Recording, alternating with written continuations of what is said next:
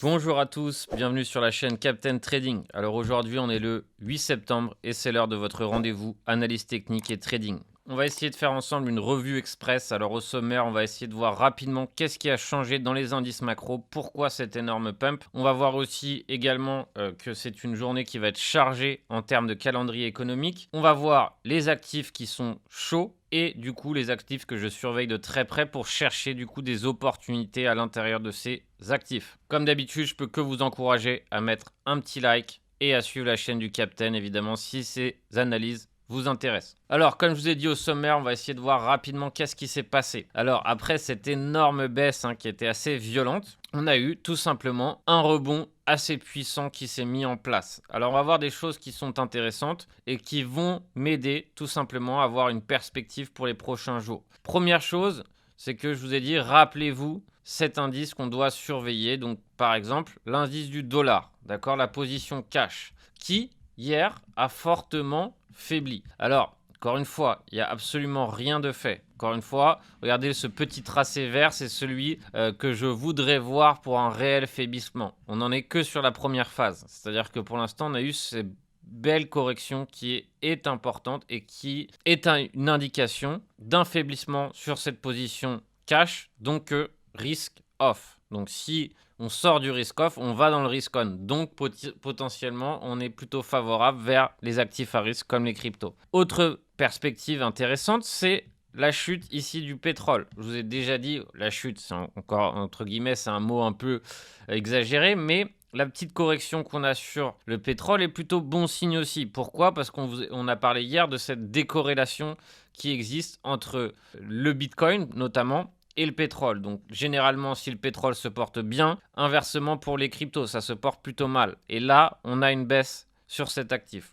Enfin, autre élément super intéressant, c'est les obligations. On a eu hier une petite correction, donc c'est pas énorme, mais une quinzaine de points sur les obligations, c'est plutôt intéressant. Donc pareil ici, on voudrait voir un début de correction et tous ces éléments sont en train de s'aligner. Alors jusqu'à quand? Combien de temps? Est-ce que du coup c'est une fausse alerte? C'est possible. En revanche, ces éléments sont là. Autre élément hyper important, c'est que hier on a eu aussi une hausse puissante du SP500. Donc tout ça, c'est des éléments qui s'alignent en faveur d'un éventuel rebond. Alors, encore une fois, est-ce que cette rebond est un éventuel faux signal? Est-ce que ce rebond peut potentiellement donner lieu à un mouvement haussier qui finira lui-même par être un mouvement baissier?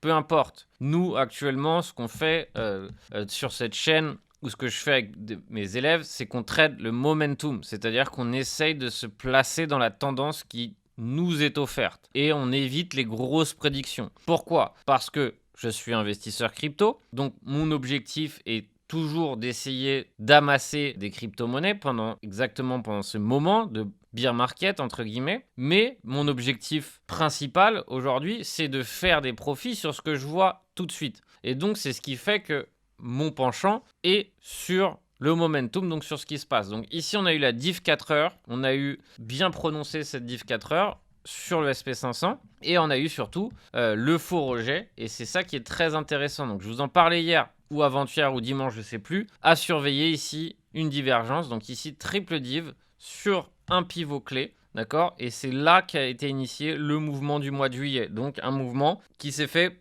avec très peu de monde. Donc c'est ça qui est intéressant. Et en tout cas, pour l'instant, ça ne sera pas aujourd'hui qu'on casse ce support. Peut-être cet après-midi, mais en tout cas, c'était pas hier. C'est ça que je voulais dire. Donc voilà, à surveiller de très près. Mais si on a une conjoncture de tous ces indicateurs qu'on vient de voir qui se portent du coup plutôt dans le sens que je vous ai énoncé, dans ces cas-là, ça serait favorable pour les cryptos. Et dans ces cas-là, finalement, on pourrait continuer éventuellement à profiter, même si c'est temporaire, d'une petite période haussière. Alors, encore une fois, une période haussière à l'intérieur d'un marché extrêmement baissier n'a pas beaucoup de valeur. En revanche, ça peut se trader entre guillemets beaucoup plus facilement qu'une tendance baissière. Pourquoi? Parce que très souvent, ce que font les investisseurs ou les traders débutants, c'est qu'ils sont tout le temps en train d'acheter. Sauf que quand on achète tout le temps dans une tendance baissière, on se retrouve très souvent à perdre. Donc, on va se tourner vers le BTC qui m'intéresse. Pourquoi ça m'intéresse? Ça m'intéresse par rapport à la divergence daily qu'il est en train de dessiner.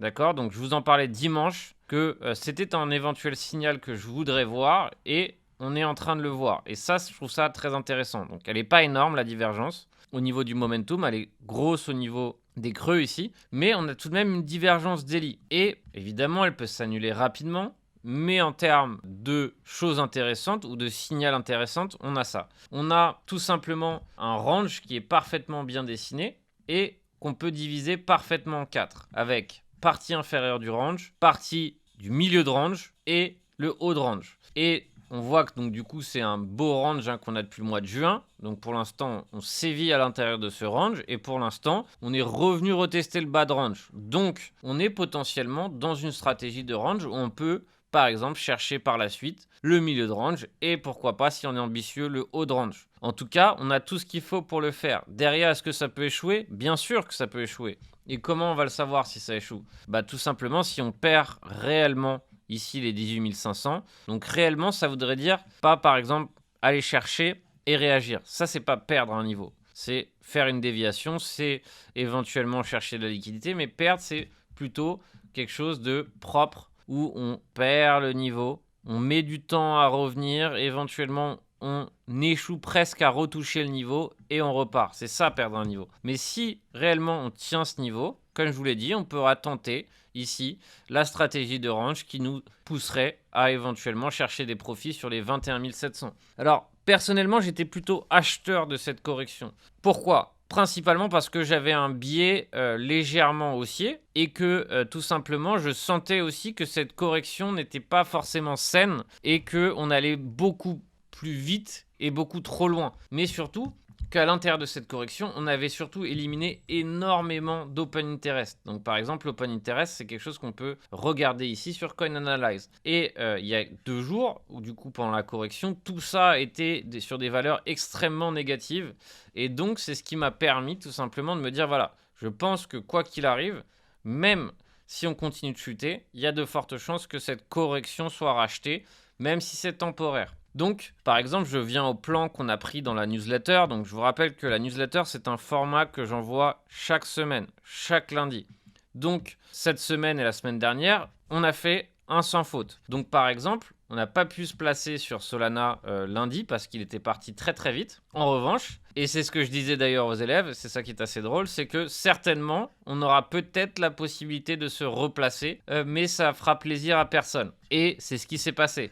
C'est-à-dire que lundi, on n'était pas là. Le prix est allé extrêmement vite sur la target. Et du coup, impossibilité de se placer. En revanche, il est venu retester ma zone d'achat. Donc ma zone d'achat qui était à peu près sur les 31 $. C'était pas pile poil à 36. En revanche, on voit que mon stop loss m'a protégé face à ça. Et ensuite, ici, on a eu le retournement de tendance assez violent qui s'est mis en place. Et on allait chercher ici ma première target à 32. Et éventuellement, on a l'air d'être assez proche d'aller chercher la deuxième target à 33. Il faut comprendre que sur le Solana, on a un range massif ici, avec pas vraiment une divergence, mais ça ressemble à une divergence. Un shop qui est presque ultra chargé. Et donc c'est simple. D'ici va se passer 2 choses. Soit une énorme correction, soit une belle grosse hausse. Donc évidemment, il faut essayer de s'y préparer. Et en cas de hausse, la prochaine target, c'est 40 $, 45 $. Donc, par exemple, évidemment, on a l'opportunité call option à saisir ou l'opportunité put option. Personnellement, je ne sais pas pourquoi, mais je penserais plutôt pour un call option. Mais évidemment, je peux me tromper et je me trompe très souvent. Donc, maintenant, on va regarder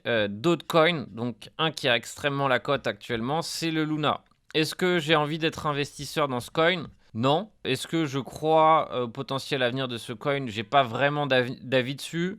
Ça m'intéresse pas forcément. Beaucoup trop de déceptions, beaucoup trop de choses qui se sont passées dans le passé de ce coin pour que j'ai envie d'y investir des sous. En revanche, bravo à ceux qui l'ont ridé, mais il y a eu un ride impressionnant depuis le plus bas ici avec 500% de perf. D'accord, de plus bas. Donc bravo à tous ceux qui étaient là-dedans. Personnellement, j'ai plutôt évité le sujet. En revanche, qu'est-ce qui va m'intéresser ? C'est d'être éventuellement acheteur de pullback à titre entièrement spéculatif. D'accord ? Donc, si par exemple on reprend ici le dernier pullback, c'était un superbe achat. On a eu le petit triangle ici, la petite breakout. On est venu retester ici la base du break et on est reparti. Donc pareil ici, potentiellement on peut se dire qu'on peut aller chercher une correction dans cette zone pour éventuellement tenter un achat à l'intérieur de ça. Alors un achat contrôlé évidemment.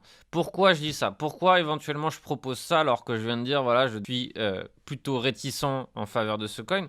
Tout simplement parce qu'il fait partie des très peu de coins actuellement qui ont une tendance haussière. C'est-à-dire qu'actuellement, Luna est haussier. Donc finalement, quand on est acheteur, bien qu'à un moment donné, il y aura la correction du siècle, on est dans le sens de la tendance. Donc ça reste beaucoup plus facile de trader dans le sens de la tendance. Autre coin qui m'intéresse, pour faire du trading d'altcoin, c'est le Raven. Donc le Raven ici, il a un shop H4 qui commence à se recharger. Il a un shop daily qui commence lui aussi à se recharger. Un shop 12 heures aussi qui se recharge. Mais on a surtout une consolidation qui est assez propre, qui est en train de se mettre en place. Donc, on peut se dire que si on tient cette zone pivot des 0,34, il y a pas mal de chances pour aller chercher ici la partie supérieure ici à 0,4260. Donc évidemment, c'est une résistance. Donc pour moi, ça sera mon premier objectif. J'ai une invalidation qui est à peu près claire ici, ou derrière évidemment si on va bien plus loin ici que les 0,3440, j'ai pas envie de rester sur le trade. En revanche ici,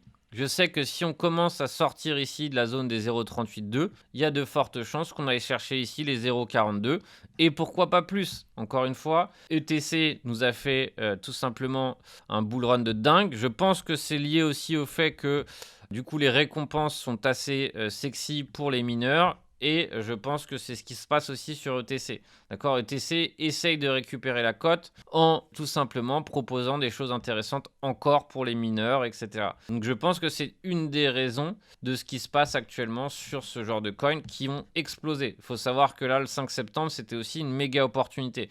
Donc vous voyez que pour ceux qui ont les yeux ouverts, il y a des opportunités. Il faut juste être le plus attentif possible à ce qui se passe, le plus attentif aux changements, le plus attentif à accepter la tendance, accepter tout simplement de trader ce qui se passe, d'avoir des invalidations, comprendre que la perte fait partie du jeu.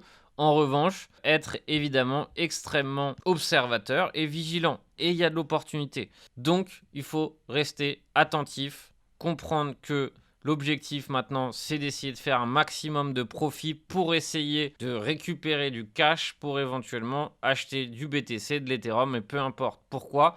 Parce qu'en tout cas, dans ma thèse, je suis toujours évidemment extrêmement haussier sur le long terme sur les cryptos. En revanche, je sais qu'actuellement, j'ai affaire à un marché extrêmement volatile qui va tout simplement donner lieu à beaucoup de chaos, comme on vient de le voir. Une énorme baisse suivie d'une hausse, etc. Donc, l'objectif, c'est d'être vif. Donc voilà, pareil ici sur ETC. Mon objectif, chercher aussi une entrée, voir un peu comment se comporte cette consolidation, voir si on corrige un peu plus bas. Si on corrige un peu plus bas, je serai assez friand tout simplement de tenter un achat, tout simplement pour aller rechercher les prochaines zones de résistance. Autre chose intéressante à prendre en compte, c'est aujourd'hui, donc je regarde souvent forexfactory.com pour voir les éléments importants. Et donc notamment sur le marché US, on a le Fed Chair Powell Speak, FOMC, qui est toujours important. Le CB, Press Conference aussi. Vous voyez que tous les éléments rouges ici, c'est des éléments qui impliquent de la volatilité normalement sur ce type d'annonce. Donc voilà pour cette petite analyse technique. Donc comme d'habitude, l'objectif c'est de faire un point concis, proposer une dynamique de travail et évidemment ouvrir sur le fait qu'il faut être extrêmement prudent sur ce type de marché, mais qu'il offre tout de même des opportunités. On se rejoint très bientôt pour un prochain brief et bon trading à tous.